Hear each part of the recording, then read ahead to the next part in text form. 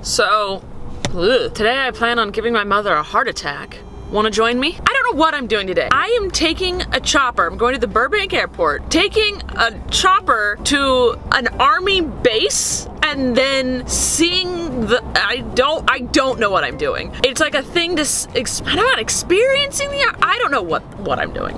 I was supposed to wear comfortable, athletic, tough clothes, and I was told at one point I'm going to be wearing a Kevlar vest. I have very little information, but apparently I'm just going and seeing the military for the day.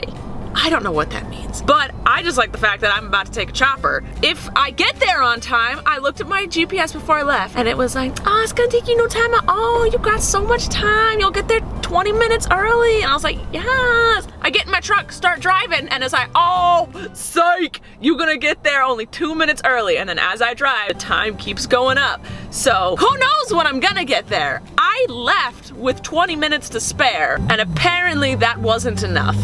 I'm just trying to get to the airport right now so I can get on a chopper and give my mother a heart attack. That's all. I made it.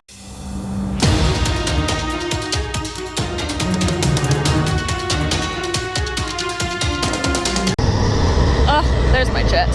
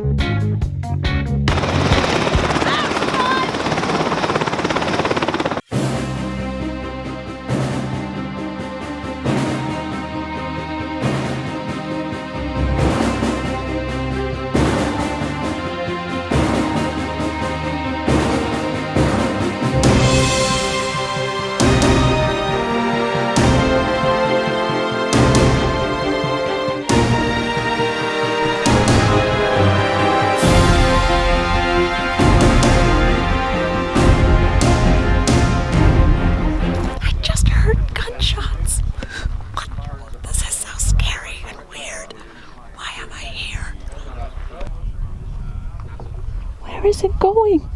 Where are you going, little truck? Everybody hear me? Hey, welcome to the regiment. Welcome to the 11th Armored Cavalry. Good morning, troopers. How are you doing this day? Good. All right, so I am First Lieutenant. The 11th ACR has a particular challenge of replicating an elementary painter. It's been plastered, painted. Good folks at Disney actually helped us with that. So we made these as efficiently.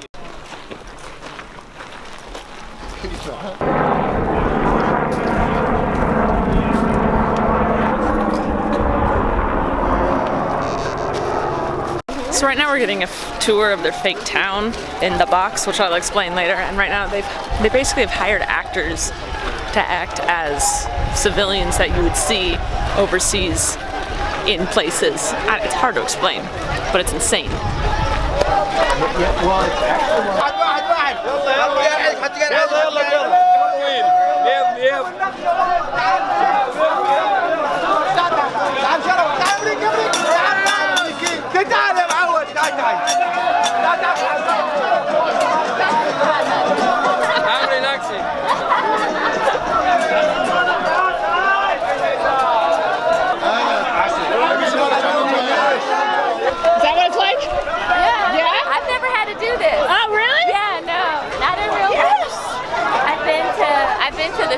in Qatar, but it wasn't like this. Okay. Yeah, it wasn't. They look like this, but you don't have people yelling at you. Oh, okay. But I bet you, I would ask Colonel Fromridge. Okay. American. Dollar, American. They get in it. Closer in person. Yeah. American. I usually stay on the page, review and give advice. There you go.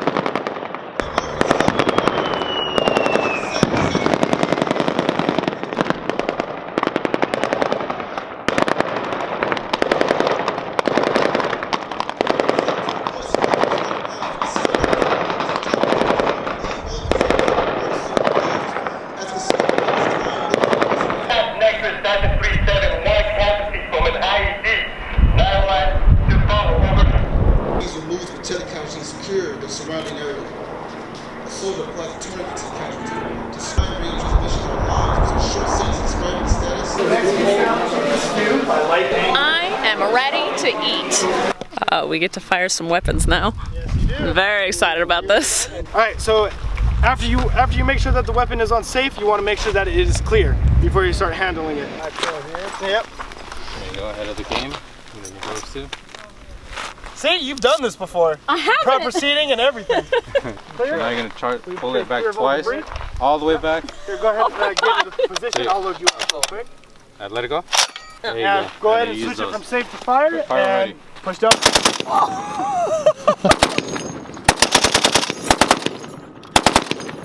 You want to pass this opportunity? Whoa, how was that? That was intense. You need to do it. Woo! So I just lift it up? Hold up. How do you lift this? Yeah. Hand Putting it up. here? Like this? Ooh, wee. Can I just shoot? Let it go. Oh. Ooh.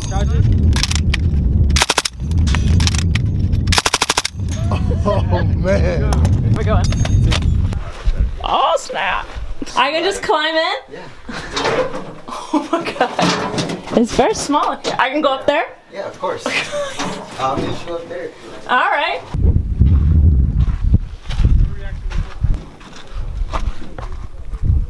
You don't call him. What do you call him? What was that? You don't call that a bullet. Alright, now we're dressed in gear and we're gonna go do a scenario. I don't know. This is very heavy and hot though.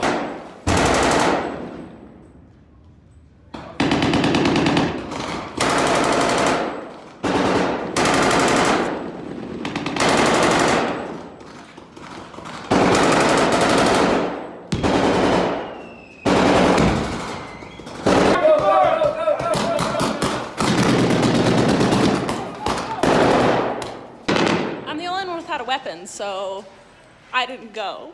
So I'm just hanging out here by myself in my outfit. Don't know where anybody went, so. I think they're up in that building.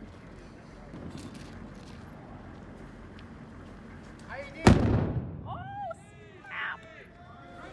Drag him back, oh, look at, oh! The guy in charge of that gun is a producer and created The Deadliest Catch, so I'm fangirling. Charge it all the way back. Get it perspective. All the way back. There you go. There it is. Make sure weapons are safe. All right, let me get. You look super cool. I know.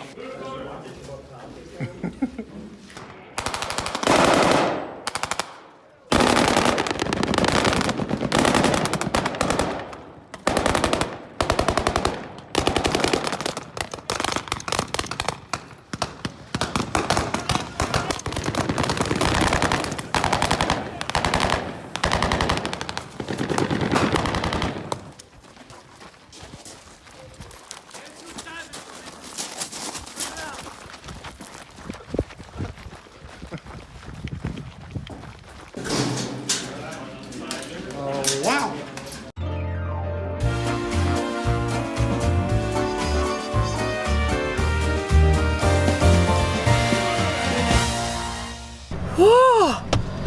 Oh God, I'm exhausted. I don't know where to put this camera. I had a great day. Everyone there was amazing. I got to hear so many awesome stories.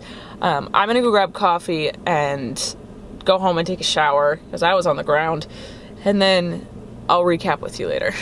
All right. So I'm home, it's been a couple days, I've processed what I've seen. So what is Fort Irwin, which was the camp I went to, why was I there, and what I took away from it? I feel like I'm ending an essay. So where I was at Fort Irwin, which is one of the biggest, toughest US Army training camps in America. It's in the middle of nowhere, but they're in between Las Vegas and LA. So they're 2.5 hours either way. So it's next to Barstow. They're literally in the middle of nowhere. As you can see as I took the chopper ride, there was just desert everywhere. But what it is, it's an army base camp. They have a tiny little town where like the families stay and, you know, where they live until they're shipped to the box. The box is hundreds of miles of desert that they have made fake little towns in, basically to train them for war. When you get sent to the box, it's 14 days straight of you trying to complete missions, and they put everything they could possibly throw at you against you. Their goal is to make a soldier's toughest day in their entire life in the box and not in the real world. So that's what the box is. A bunch of different sections of the army can go there and train, and our ally countries come and sometimes train with them just to make sure we're all on the same page and stuff. So that's basically what the camp is, Fort Irwin. The reason we were there, it took me a while to figure that out. It was a VIP tour, and basically everyone that was on my tour is from the industry in one way or another, and it's so that we get a chance to actually talk to soldiers one-on-one and actually see what soldiers do, and not just take the word of the media and make that our assumption of what's happening. And they said that people in the industry, we have the loudest voices, we're the ones that tell stories, and they wanted us to have the correct stories and to see what was, so that's why we were there, which I think is cool. So what I took away from it, I went in with a certain mindset of what the people were gonna be like, what I was kind of gonna have to deal with, and none of that was true. Everyone I met was so nice, so just lovely, funny people. I mean, there are bad seeds in every single group, but the people I met and hung out with were amazing. One guy got asked, like, how do you deal with people being anti-military and burning the flag and such? He said, when Americans do that, it doesn't bug him at all because he fights for the right to do that. And I was like, I love him. And they basically all had the same answer. It was just like, we go over to countries and see people get shot down dead for saying they don't like the way their government's run or something their government's doing, you know? And so we're so glad that someone in America can burn a flag or say they hate the government, and that's their right. And so I thought that was great. I've always been, we need our soldiers, we need our military, have a problem with how the government is handling it. Don't be anti-military, I mean, you can do whatever you want, it's America. They made that clear. But have a problem with how the government is handling the military. So, I mean, I just got a lot out of it. I loved talking to them, I loved spending the day with them. Shooting machine guns, just definitely deeper instilled in me that, oh, my dog is pounding at the door. Blaze, can I help you? Yeah, you were talking in here and doing things without me, so could you come out here, please? Or we'll come in there. I don't remember it. Oh yeah. Shooting those machine guns, they weren't real bullets, they were blanks. And handling them just made me even more, yes, civilians don't need a gun anywhere near this amount of power. So for those of you who are like, Rachel, you were playing with guns. I was not playing with them. A little bit, yes it was. We don't need anything near that. If you guys didn't know, as a kid, I always wanted to be in the military. My dad's dad was an army. My mom's dad was a Marine. My uncle was a Marine and told me war stories. I always wanted to do it. My mom was like, no. So I didn't. So that's why I took a step and wanted to be a cop instead, but then the cops were like, we don't want you, try again next year. And then U2 was like, we want you. Hey-oh. So that's how I ended up here. Anyway, we asked them, what's the one thing we can do for you guys? Like, what do you want? Like, expecting them to be like, send us more coffee during Christmas time or something. And they just said, hire us. When one of us leaves the service, give us a job, please. And I was like, oh, yeah, that's the thing. If I had a job, I'd give them a job. I don't have a job. I'm a one-woman show here. So that's what they wanted to tell you guys. That's it. Amazing people, amazing time. You may not agree with the military. Don't take it out on the individual soldiers. I mean, unless that individual soldier is a dick, then go for it. But you have a problem with how the government runs it. That's what I took away from it. So that's it for today. That's it for that whole thing. I love you guys so much. If any of you have served, thank you for your service. If you know anyone, thank them for me. I also saw what the families of military people had to go through, like being on that camp in the middle of nowhere, having a Burger King, a Starbucks, and a Subway for their meals. So that's a sacrifice. They talked about that a lot, how their families have to sacrifice for them, to sacrifice for Americans as a whole, and our ally countries. So yeah, that's all. I love you guys. See you later. Bye.